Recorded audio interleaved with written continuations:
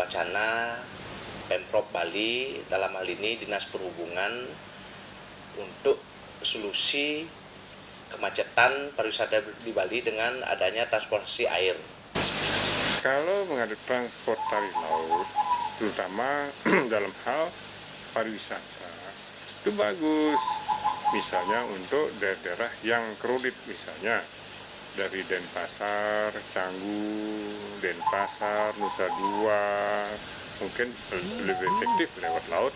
Kalau menurut saya secara pribadi mungkin semua ada plus minusnya, tapi yang lebih efek negatifnya mungkin ya darat, tol darat, karena itu kan membuka lahan baru lagi dengan mengorbankan jalur-jalur yang sudah ada, mungkin baik ada kawasan pertanian, perkebunan.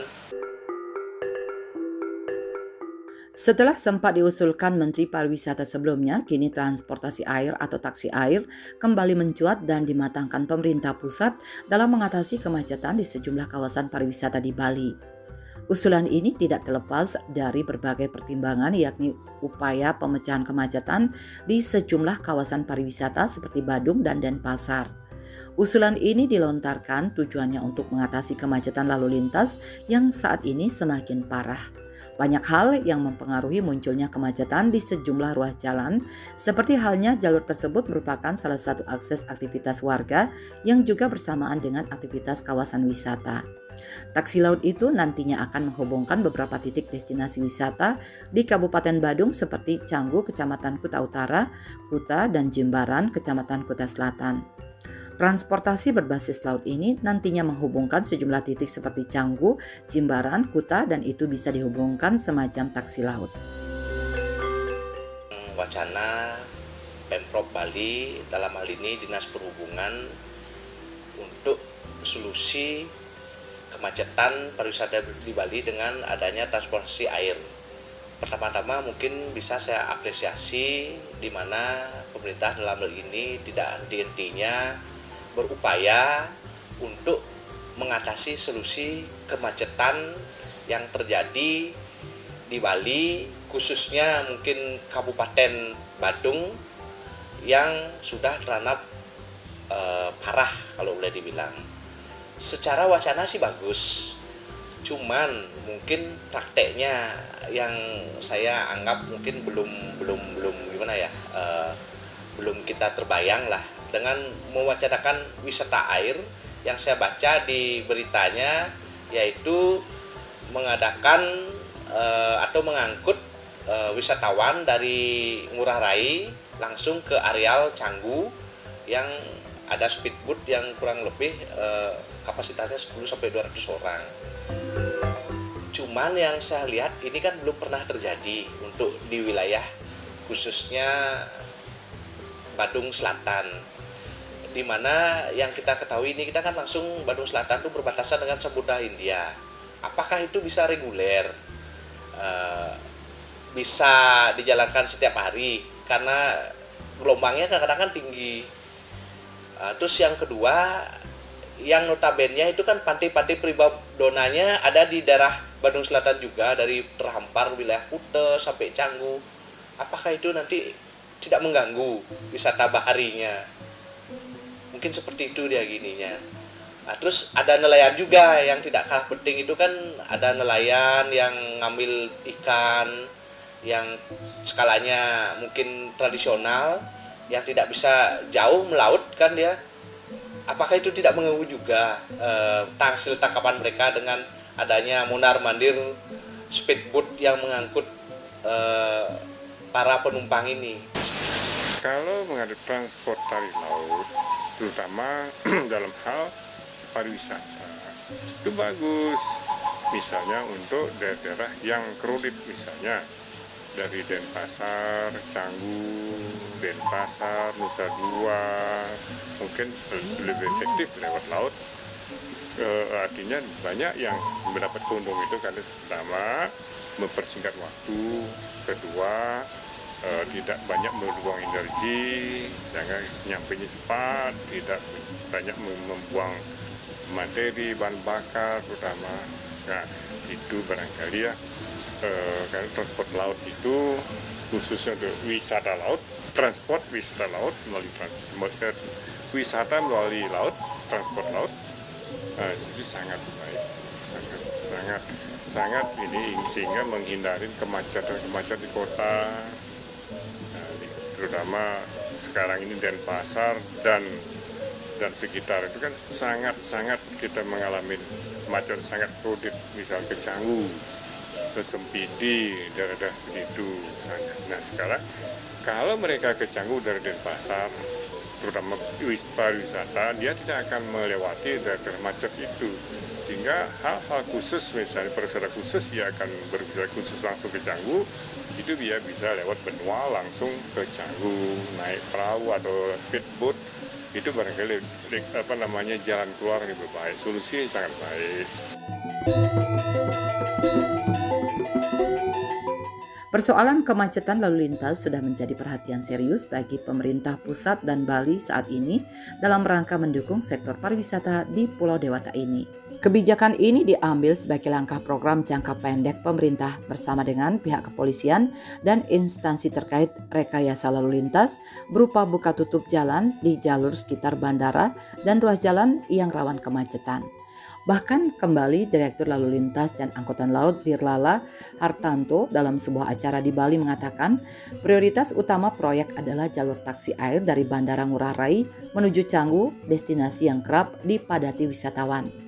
Program ini untuk saat ini masih dalam tahapan kajian bersama para pakar dari berbagai pihak dan unsur yang berkompeten di bidangnya. Selain Canggu, rute lain yang direncanakan adalah Kute, Sanur melalui Pelabuhan Benoa, dan Nusa Penida. Nah, tentu menjadi pertanyaan semua pihak, jika program ini diwujudkan, bagaimana nasib wisata di sepanjang bibir pantai yang dilewatinya? Karena bibir pantai Bali menjadi salah satu primadona yang menjadi daya tarik wisata di Bali. Kalau menurut saya secara pribadi mungkin semua ada plus minusnya, tapi yang lebih efek negatifnya mungkin ya tol darat, karena itu kan membuka lahan baru lagi dengan mengorbankan jalur-jalur yang sudah ada, mungkin baik ada kawasan pertanian, perkebunan maupun perumahan penduduk. Tapi positifnya yang darat itu langsung dan mungkin lebih safety dia gininya, jalurnya, dan lebih dekat dia. Kalau laut kalau untuk kerusakan lingkungan saya kira sih nggak begitu berarti, karena dia tidak ada pembukaan lahan baru dengan menggunakan sarana air yang sudah ada. Mungkin negatifnya seperti yang saya bilang tadi, cuaca mungkin yang tidak bisa serta-merta setiap hari dijalankan. Kedua juga kerugian masalah wisatawan, mungkin misalnya yang ada berselancar atau mungkin yang berjuru itu kan mengganggu pemandangan, adanya mondar-mandir speedboat. Saya yakin sih mungkin dalam hal ini pemerintah melalui Dinas Perhubungan sudah ada planning dan SOP-nya. Cuman kita belum tahu seperti apa dia gininya, prakteknya nanti. Kalau itu mungkin diatur sedemikian rupa, hanya bersifat sementara bagi saya dan musiman mungkin oke lah. Tapi kalau terus-menerus ini kan perlu kita perhitungkan untuk jangka panjangnya, tanpa mengorbankan seperti yang tiga saya bilang tadi. Mudah-mudahan pada prakteknya itu bisa dijalankan dia seperti apa yang diplanningkan, karena seperti yang kita ketahui kan ini juga kita masih menunggu Bali Subway-nya yang mode train-nya itu juga kita belum tahu seperti apa untuk kedepannya. Tapi yang jelas hal yang paling real yang sekarang tempo waktu dekat ini ya mungkin ya wisata air, transportasi air itu atau taksi air dibilang gininya. Dan dari dampak lingkungan menurut sisi kecil barangkali ya, karena dia hanya satu jalur itu. Katakanlah sekarang kalau katakanlah diperkirakan dampak bahan bakar solar itu akan berdampak kepada biota laut, barangkali itu pun mungkin kecil. Nah, bisa disarankan diganti dengan pertamax yang emisinya lebih kecil itu barangkali, sehingga lingkungan tetap terjaga. Nah, ada keuntungan juga lewat laut, mereka bisa menikmati pesisir-pesisir pantai yang indah, misalnya katakanlah dari Nusa Penida menuju Canggu itu kan indah itu. atau dari Nusa Penida dari itu menuju ke Sanur. Nah, melewati daripada Nusa Penida, Nusa Dua ke Canggu atau Nusa Dua ke Sanur, itu melewati beberapa hutan-hutan bakau yang indah. Itu sebenarnya itu adalah merupakan investasi dari pariwisata di Bali, bakau itu. Nah, sekarang bagaimana kita untuk menciptakan supaya betul-betul bakau itu bisa dinikmati, sedangkan sekarang kan banyak yang menghancurkan hutan bakau, itu sangat sayang sekali. Padahal itu wisata bagus sekali, sambil menikmati lewat laut, bisa kita menikmati hutan bakau itu sendiri. Atasi persoalan di Bali, setidaknya pemerintah mengutamakan 3 poin yang menjadi program kerja pada tahun 2025 dalam rangka mendukung pariwisata berkelanjutan di Bali, di antaranya penambahan jumlah penerbangan langsung ke Bali khususnya dari negara potensial di Amerika, Eropa, dan Asia, mengawal pemberlakuan retribusi Rp150.000 atau $10 Amerika Serikat terhadap wisatawan mancanegara yang masuk ke Bali mulai 14 Februari 2024. Ketiga, masalah kemacetan yang telah menjadi persoalan berkelanjutan dari tahun ke tahun. Meskipun demikian, hendaknya dalam setiap program harus mempertimbangkan dampak sosial dan lingkungan yang ditimbulkan. Seperti halnya program taksi laut ini, nantinya menggunakan air sebagai media transportasi, tentunya juga mempengaruhi biota laut hidup yang ada di dalamnya. Kalau untuk perusahaan mengenai biota laut sih pasti ada aja, tapi saya kira sih relatif kecil lah dengan bahan bakar yang dikeluarkan oleh speedboat itu dia. Karena kalau boleh bilang kan Samudra itu sangat luas sekali, beda dengan danau dia yang entah di mana ujung muaranya dia kan, seperti itu dia gininya. Kalau danau kan pasti kecil dia subnya. Kalau itu sih is okay, saya kira tidak begitu berpengaruh lah untuk perusahaan biota laut, kecuali mungkin kapal gede dipergunakan, kapal peri atau segala macamnya, itu memang harus laut dalam dia ininya. Kalau speedboat enggak lah. Kalau itu sih dengan melibatkan mungkin masyarakat nelayan yang sudah ada secara tradisional, saya sih setuju aja, karena itu kan mengutamakan kearifan budaya lokal dan membuka lapangan pekerjaan juga. Cuman mungkin jangkauannya yang tidak bisa sepanjang dan secepat memakai speedboat, karena yang namanya perahu tradisional itu kan beda dia speednya dan kapasitasnya juga kan memang didesain bukan untuk speedboat kecepatannya, mungkin seperti itu dia gininya. Dan balik lagi ke cuaca, kalau itu mungkin bisa bersinergi sih langkah bagusnya. Cuman mungkin ya seperti saya bilang tadi, speedboat mungkin bisa langsung dari bandara entahkah itu ke Canggu. Kalau mungkin yang namanya perahu tradisional itu mungkin yang lebih dekat-dekat jangkauannya dia, ngetemnya mungkin seperti itu dia. Kalau terkait dengan kasus sebenarnya tidak masalah ya. Yang penting jangan terlalu di atas pura deh, yang begini lagi aja salah. Kalau hanya misalnya kawah suci jarak jauh masih memungkinkan, masih mending yang pantas lah, etikanya lah. Ketika kita bicara etika kan tentang kepatutan, patut nggak kalau di atas pura kita bikin jalan kan nggak mungkin ya. Ya di atas rumah ya wajar lah, di rumah dilewati wajar lah misalnya. Yang penting ukurannya kan 12 guli, 12 jari di atas kepala itu sudah, kecuali sengaja kita naruh apa di depan kita yang kotor itu melewati wahi gak baik. Kalau untuk jalan layang rasanya tidak masalah. Yang penting mencari daerah dari yang cocok, yang tepat untuk dibuatkan jalan layang. Hindari pura-pura juga. Kalau pura desa misal pura kayak 3 di bawah ini kan nggak mungkin ya. Nah itu kan perlu disurvei betul-betul dalam survei, harus betul ketat surveinya itu di Bali. Berbicara masalah mengatasi kemacetan, tentunya harus dikaji faktor penyebabnya untuk segera bisa diatasi. Jumlah volume kendaraan, mobil, dan sarana transportasi lainnya tidak sebanding dengan luas dan jumlah jalan. Tentunya harus dianalisa. Terlebih saat ini banyaknya transportasi online ilegal yang tidak terdaftar di dinas tertentu dan tidak berplat DK meramaikan Bali. Hal ini tentunya sangat merugikan pemerintah yang mana menjadi penyumbang kemacetan di Bali. Selain menyumbang kemacetan yang cukup tinggi, keberadaan taksi online ilegal sangat merugikan pemerintah daerah Bali karena pajak kendaraan atau mobil tidak masuk ke daerah Bali namun luar Bali atau di mana plat mobil itu dikeluarkan. Yang paling pasti seperti dibilang ini kan kemacetan ini masalah klasik dan harus diselesaikan sebenarnya dalam urgensi segera. Yang paling saya lihat fenomena yang sekarang yang ada kan, kalau mungkin dulu kemacetan itu hanya terjadi mungkin hari-hari besar, hari libur dan Nataru. Kalau sekarang ini kan saya lihat setiap hari kemacetan itu, terutama daerah Denpasar, Badung dan efeknya ke Tabanan ini. Yang paling signifikan saya lihat sih mungkin, ya mohon maaf dalam hal ini itu sudah kategori mengganggu, yaitu taksi online itu.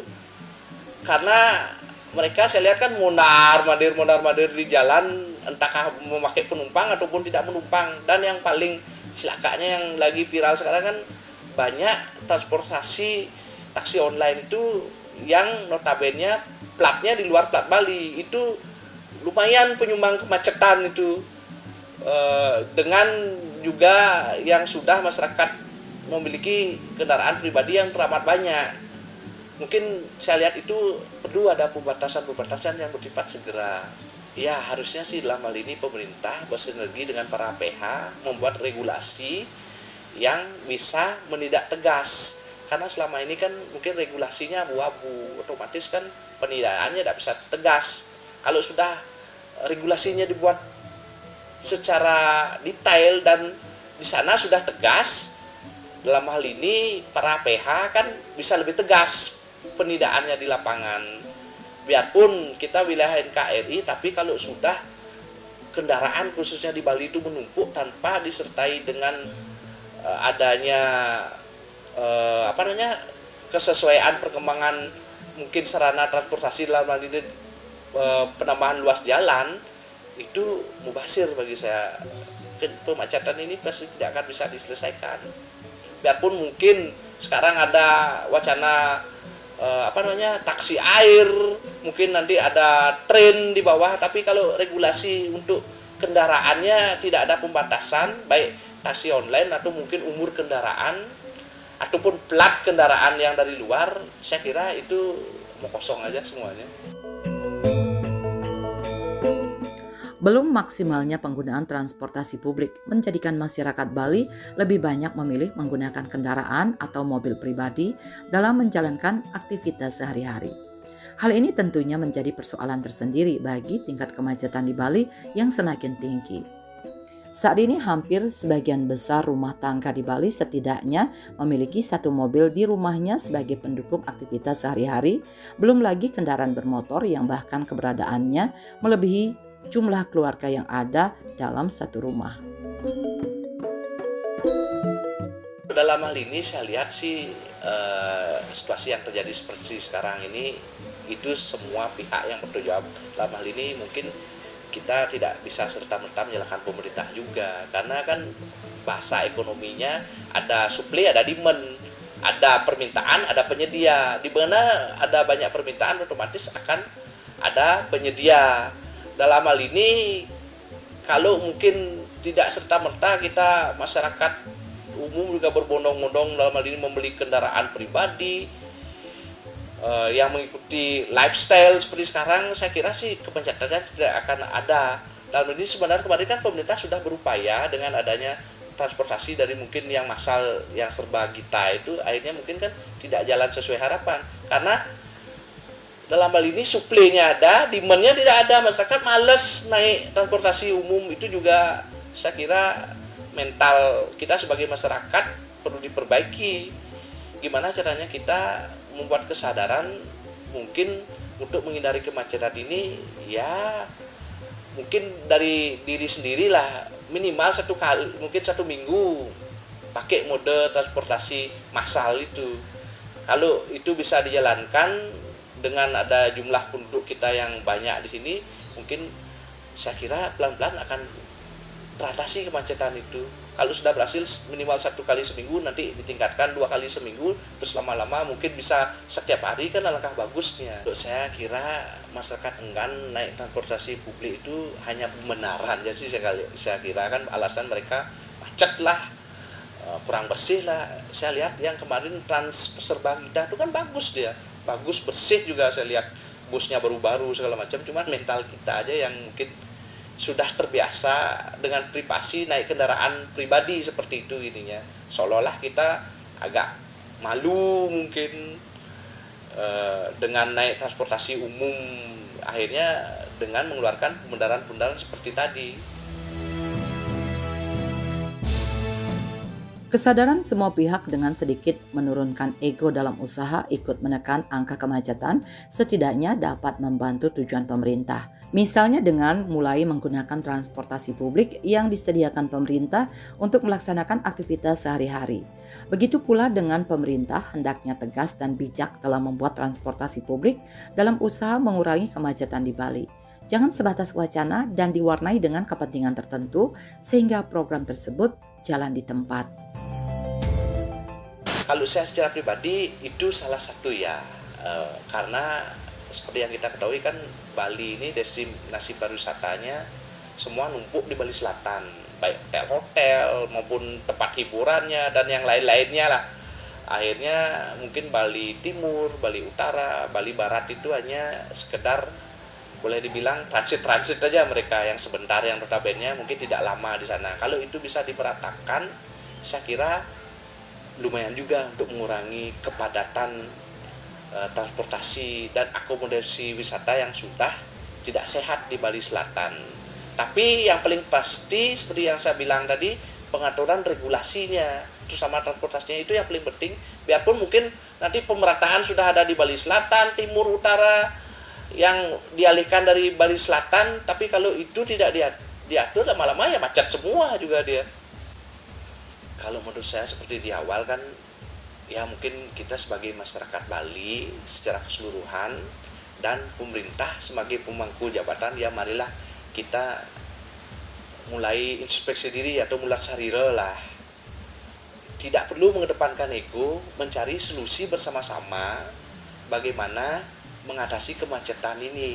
Mungkin kalau saya sebagai masyarakat dari diri sendiri, seperti tadi, ya menurunkan ego dengan mungkin berusaha seminggu sekali menggunakan transportasi massal seperti itu dia gininya, tidak dikit-dikit membawa mobil pribadi atau motor pribadi. Dan dalam hal ini juga pemerintah sebagai pemegang regulasi mohon ditertibkan semua regulasi-regulasi yang bersifat mengganggu, terutama mode transportasi dalam hal ini mungkin online, biar lebih tertib.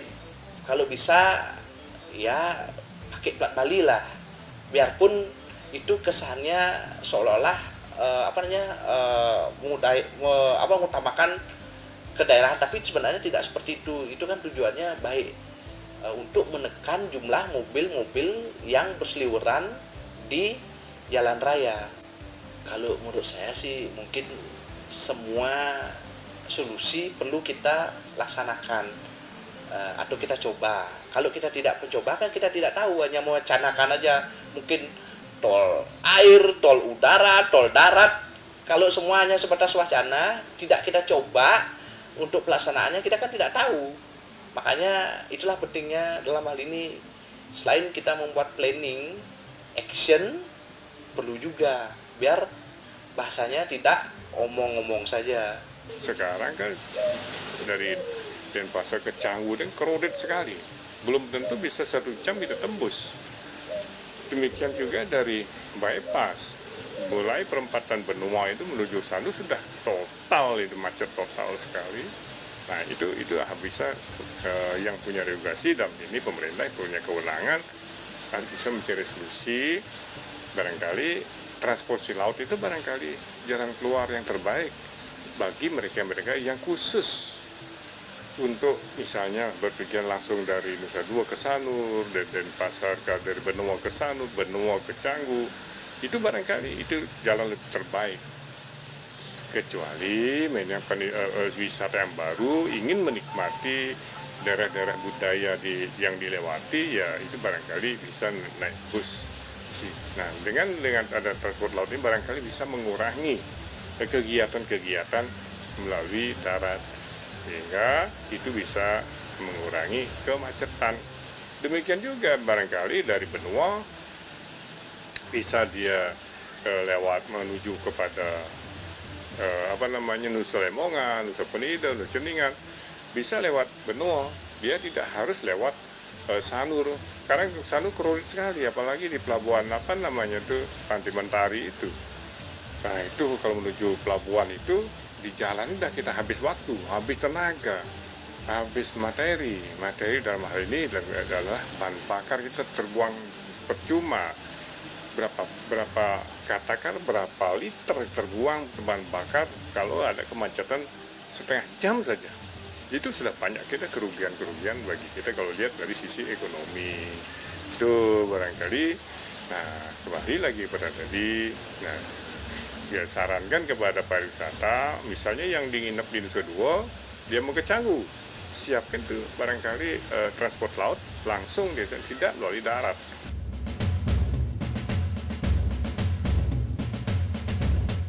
Transportasi dan infrastruktur pendukung di Bali memang bermasalah sejak lama yang belum terpecahkan. Meski wilayahnya terhitung kecil dan penduduknya tidak banyak, hanya 4 jutaan jiwa lebih, namun Bali punya aura yang kuat, daya tarik yang kuat, sehingga menjadi destinasi utama pariwisata dunia. Apabila dalam situasi normal, Wisman yang datang 6,3 juta orang, Wisdom 10,5 juta, di mana hampir 17 juta orang wisatawan yang datang ke Bali. Kalau digabung, maka aktivitas masyarakat lokal dan wisatawan itu tinggi, terutama di wilayah Bali Selatan seperti Badung, Denpasar, Gianyar, dan sebagian Tabanan. Bahkan sudah mulai ke Klungkung pula. Apapun kebijakan yang dibuat pemerintah Bali, nantinya diharapkan dapat mengatasi kemacetan di Bali yang saat ini semakin parah.